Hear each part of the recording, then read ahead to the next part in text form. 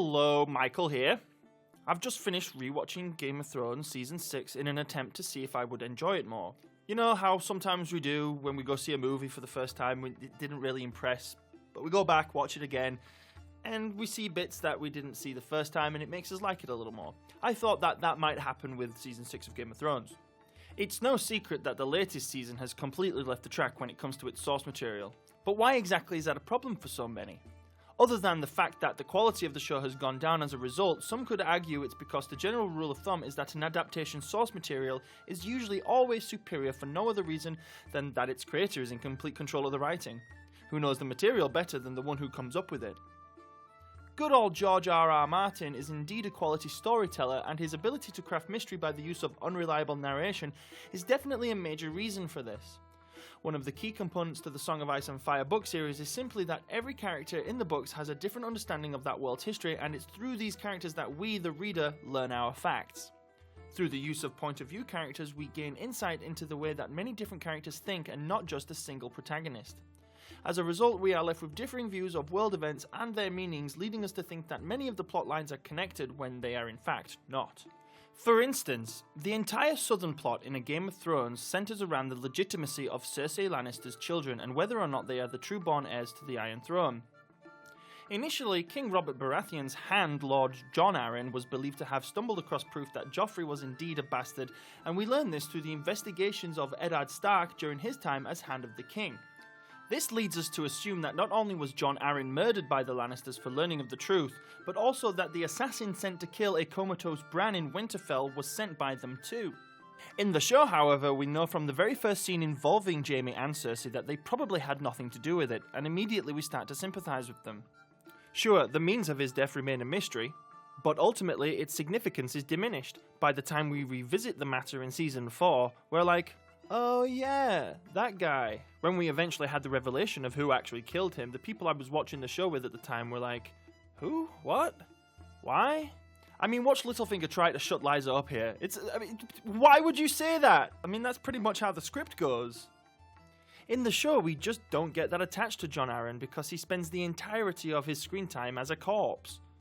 In the first book, we at least get insight into what kind of person he was through conversations between Robert and Ned. Eventually, in both the books and the show, we find out it was Littlefinger who orchestrated the confusion to fuel the fire that would become the War of the Five Kings. He was responsible for Arryn's death by convincing his wife Lysa Arryn to murder him, and he penned Bran's assassination attempt on Tyrion Lannister by claiming the dagger used was originally his. One slight difference between the mediums here is that Littlefinger never intentionally sent someone to silence Bran. It was in fact Joffrey who sent the cutthroat because of his tendency to be a maniacal asshole, and Littlefinger simply jumped on the opportunity to create more tension between the Starks and Lannisters. The show just brushed that little tidbit under the rug. At this point, the major difference between the way the story is told is that in the books we never truly have a firm grasp on what is actually going on, because in one chapter we are reading the inner monologues of Ned and, say, Catelyn Stark, who are fully convinced of the Lannisters' guilt, and in the next we are reading those of Tyrion Lannister's inner thoughts that show us there are more pieces to the puzzle and that somewhere someone is being misinformed. Season 1 of the show does an admirable job of maintaining this narrative through its linear storytelling, but as the seasons moved along, it became increasingly more difficult to maintain this level of mystery.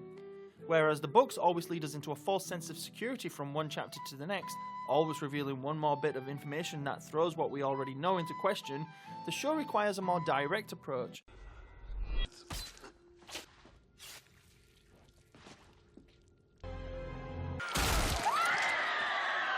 Where each episode cohesively follows on from the previous one, and numerous details and backstories are pushed aside to make time for the main characters.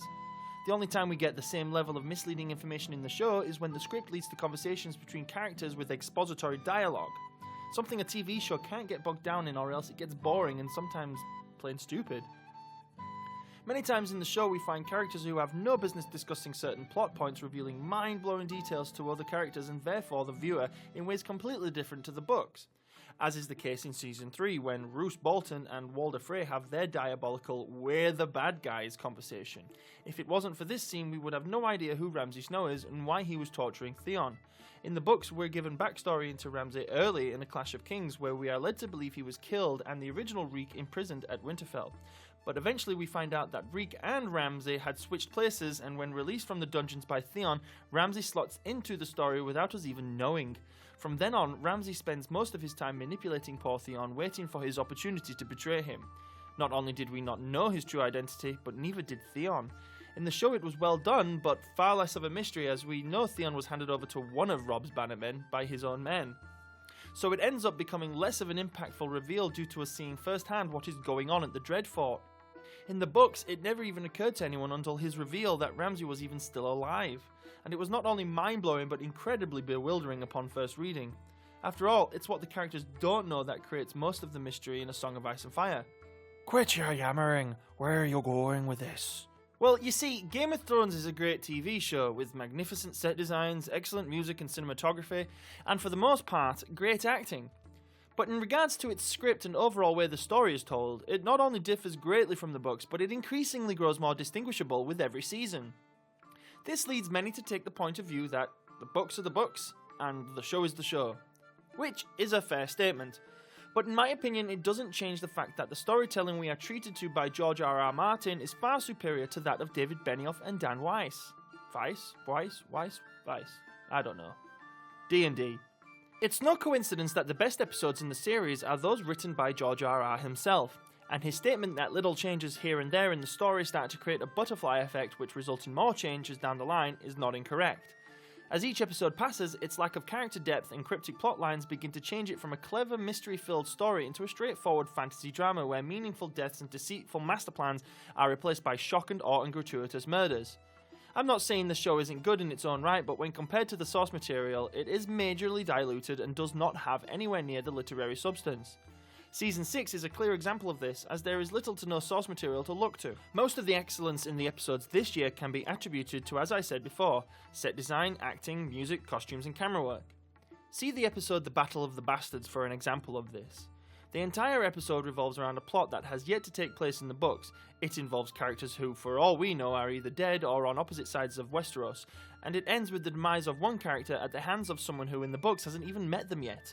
It was interesting seeing these characters interact with one another, but as far as the script was concerned, it was just too predictable. There was none of that underlying apprehension that usually makes the story so great. I'd like to know just how many people really thought Jon and his army were going to die in the end. To me, it was clearly obvious that the Riders of the Knights of the Vale were going to show up at the end and save the day. And Rickon! No, not him. I know he's a Stark, but even in the books we don't really know much about him. Other than the fact that he's probably skin-changing into his direwolf shaggy dog and it's driving him mentally wild.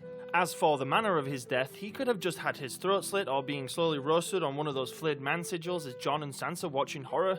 We know the show is definitely not afraid of showing children burned to death, so why not? What ended up happening just seemed forced and another way to show us how sadistic Ramsay can be. We get it, he's evil.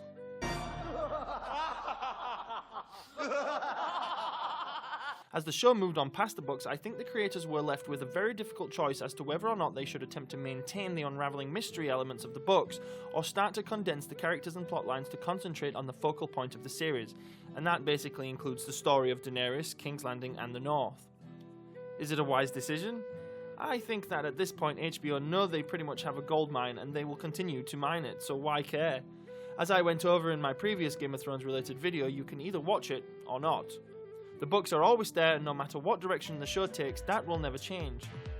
Besides, you can always look at the show as like a reenacted documentary of what happened, and then the books an actual chronicle of what happened. What do you think? Are the differences between the book and show that distracting to you, or does it not even concern you? Let me know in the comment section below. Cheers.